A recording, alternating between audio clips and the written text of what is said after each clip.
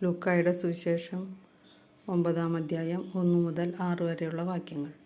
അപ്പസ്തോലന്മാരെ അയക്കുന്നു.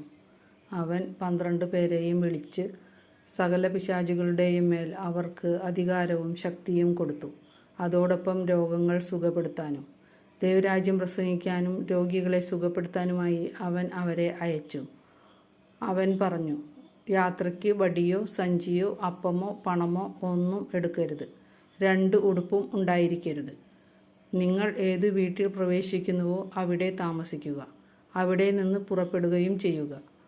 നിങ്ങളെ സ്വീകരിക്കാതിരിക്കുന്നവരുടെ പട്ടണത്തിൽ നിന്ന് പോകുമ്പോൾ അവർക്കെതിരെ സാക്ഷ്യത്തിനായി നിങ്ങളുടെ കാലിലെ പൊടി തട്ടിക്കളയുവിൻ. അവർ പുറപ്പെട്ട് ഗ്രാമങ്ങൾ തോറും ചുറ്റി സഞ്ചരിച്ച് സുവിശേഷം പ്രസംഗിക്കുകയും എല്ലായിടത്തും രോഗശാന്തി നൽകുകയും ചെയ്തു. ലൂക്ക 9:1 മുതൽ 6 വരെയുള്ള വാക്യങ്ങൾ.